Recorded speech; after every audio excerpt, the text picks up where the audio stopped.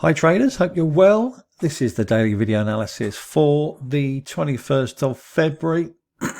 This is Chris, hope you are well and having a great day. We've got the FOMC meeting this evening at 7 p.m, so markets are quiet, of course. But before I go into the analysis and give you the heads up on what I'm looking for next in terms of trading profits and positions, I want to give you a little bit of coaching in terms of gold, because many of you want to be gold trading professionals, and quite understandably it makes a lot of money very quickly. Now, of course, with the FOMC, you're not going to expect a big move until after the news, so you don't want to be holding on to positions before that news is announced. Once it's announced, we will see what's going on, and I will be around at 7 p.m. if you want to pop into the Telegram room where we can see what's going on. So before I go any further, the one rule which I look for when I'm trading gold, whether it's for a big move or a small move, I am looking for divergence in the markets. In other words, what I'm looking for is for the price to be going up, and yet there's CCI going down. This is quite a good tool because it's quite fast moving. You don't recognize divergence on the RSI. It's a little bit slow, but the sell zone is what you're looking for as well. That's a good combination, and a buy zone in addition to divergence. So let's have a look at a few opportunities which you might have had. So this was yesterday. Congratulations if you traded that for a small profit yesterday. There was one which we could see there as an example. Whoops. And so therefore the 15-minute is quite a nice time frame to use for divergence, and all you're looking for is the price to come above the blue line and away you go, or fall below the blue line there, or rise above the blue line there if you have divergence. But divergence is the key. If you're going to trade it without divergence, then you are not going to expect much in terms of movement. This is the gold software. If you have it, yours should be exactly the same. I've added the Elliott waves, but you don't have to have them. It's not essential, and you have to be premium to get those anyway. But nonetheless, what I'm looking for, what you're looking for with the software, is buy signals above the 50 EMA. So there's the buy signal there. There's the 50 EMA there. And all you're looking for is a buy signal. This is the 30-minute chart, and for everything to go green. So let's have a look at a few. Buy signal there above the 50 EMA. Buy signal there above the 50 EMA. You can see where the top is quite clearly. That would be your target. Now, as I mentioned earlier in the VIP room, we have a potential head and shoulders situation. There's the head, there's a left shoulder, and there's the right shoulder. So any kind of breakdown of this move down to here is going to head south if the DXY rallies. So look out for that. So let me show you the MT4 settings just to help you. If you don't have the gold software, that's fine. We have the RSI here. We have the buy zone and the sell zone, as you can see. So we're looking for sells and the price to move below this yellow line on the MC4 chart. That's the trade. And that came into support area. And that hit our target perfectly at 26.50, I think it was. And we had a bounce off that. It didn't start to achieve lower lows. It's definitely achieving higher lows, but not higher highs at the moment because it's sideways. 2030 is the number. So the line, somebody was asking about the pivots. The pivots here are LT, automated support resistance screen. That's all you do is go to the market, and then you just type in the one that you want, and it will come up below, and then you just load it onto the screen. It's free, so don't worry about that.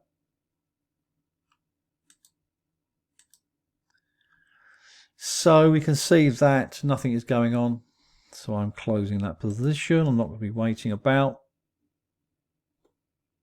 for the FOMC like everyone else is. So I don't want to hold positions over that time scale. So what you're looking for again is divergence. It's exactly the same on the CZI. And there's another one back here. And then it moves up. There's another one there. Then it moves down. And there's no divergence on that one that I could see. So that one, you just let it go. So a great way to trade. Let's have a look at the market, see what's going on. Well, of course, the DXY is mixed. Of course it's mixed. It's waiting for the data to come out. The fundamentals are going to drive this price. So we are expecting DXY to go higher. It's come down to this support area here, but we don't have change of character. So the DXY is mixed. Yen futures seems to be waiting for the same information. It's all gone sideways. So our target 66.41 is highly likely to be hit, but we need to see this breakdown here. As you can see, I'm not wasting any time here. So that is expected to happen. As long as that price holds on to market structure to the downside, then we can expect the yen to go up. Swiss franc futures, as you can see, hitting a major resistance area, heading then back to our target 113.14, and then a breakdown below that support area, heading for 11099. So as long as it holds on, then that will go weaker, and your Swiss trades will go higher. Not much going on with the indices, of course. It's waiting for the data. Let's see what's going on with oil. We have a bit of a sell-off on oil, but it's holding on to market structure. So as long as it does, then we can expect it to go higher in the next few hours. Bitcoin's holding on to the market structure in the long term. Congratulations if you're trading and holding on. It's broken this minor trend line, if you like, but I do expect this to go up in the next few hours. And it's going big in the next few months. US yen holding on to market structure. Your stop now should be 149.45. We've got a big target of 152 up here. So congratulations if you're holding on. I want to see US Swiss because this is interesting. It's come down to a major support area here, 88.00, but it's holding on to market structure. Your stop now should be, if you're holding on, is 87.74, but it's not parabolic. New Zealand USD has gone parabolic to the upside, but now hitting a major resistance area. So, but nonetheless, it's in an uptrend. So we do expect this to go higher to 63.81. I haven't seen the market, so I'm flicking through to see what's going on. Laurie mentioned the US Canadian has gone parabolic to the upside. This is expected to move because of the DXY. If the DXY moves, this will move with it. So just wait in this instance for the DXY to make its mind up. Once it goes parabolic, then you can go long. US Canadian stop 134.60. Have a quick look at the yens to see what's going on. I haven't seen these at all, so bear with me. Yeah, further upside momentum is likely as we do expect the yen futures to continue its fall. And so therefore 93.90 is expected. You can move your stop now to 91.94, minimizing your risk. Aussie yen to the upside if you are long, congratulations, making a load of money. Stop now 97.68. Continue to go up. We've got a sell signal, but I'm not particularly bothered about that. There's nothing to suggest anything else, so it'll continue. Upside is likely. We do have a big target here of 99.69. Pound yen looking a bit mixed, but of course everyone's waiting for the data and the yen futures to make a move, but it's not doing it yet. It needs to make its mind up at this rate here of 189.69 because that's our target that was hit. Any break to the upside here is then going to rally and then head for 96. 191 is the initial target. US Swiss, I've got a sell on that. But no, this looks like it wants to go with the flow anyway. There is market. You have to wait for market change of character first. So let's switch that off. Euro yen to the upside. Yeah, continuing, albeit slowly. You can move your stop now to 161.20. Congratulations if you're in it and you're making money.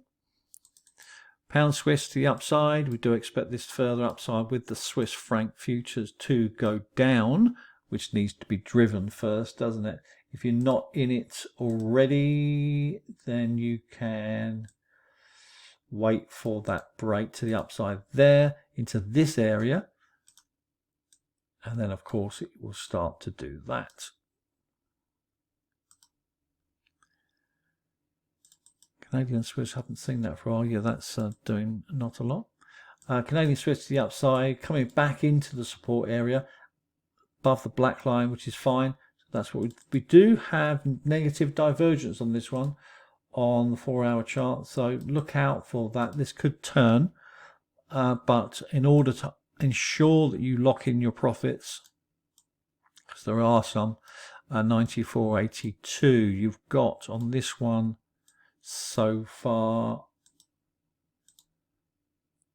122 pips, so that's okay. So just make sure you lock in your profits at 94.80.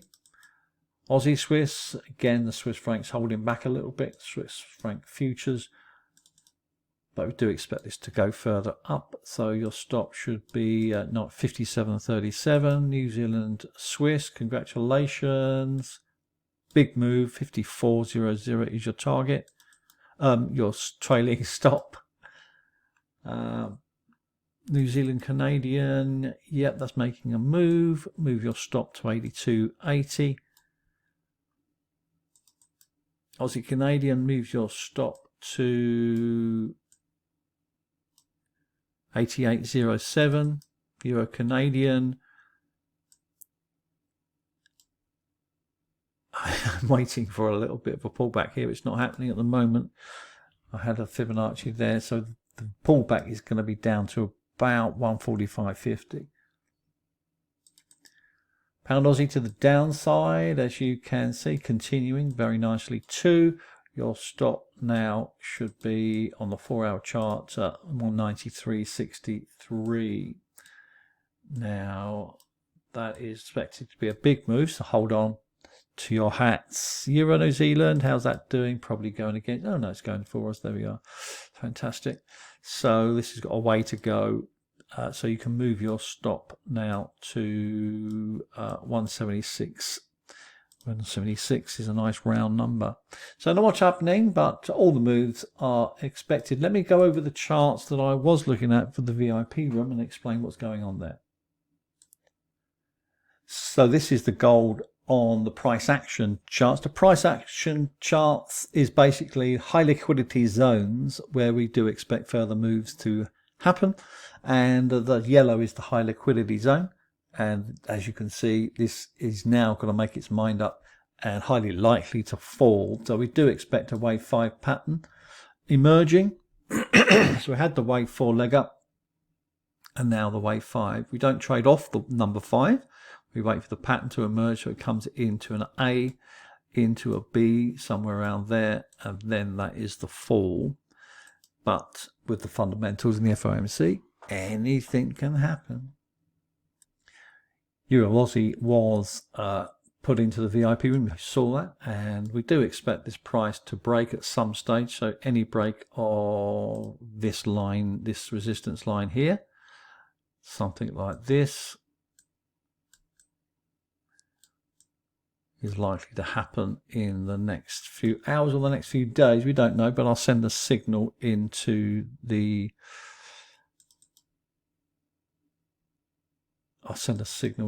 VIP, into the Forex signal group. Euro Canadian has moved into a support area and into wave 4. So if you're not in that already, then we can expect this price to go and head for a strong high here of 147.35 in the next few hours. So look out for that.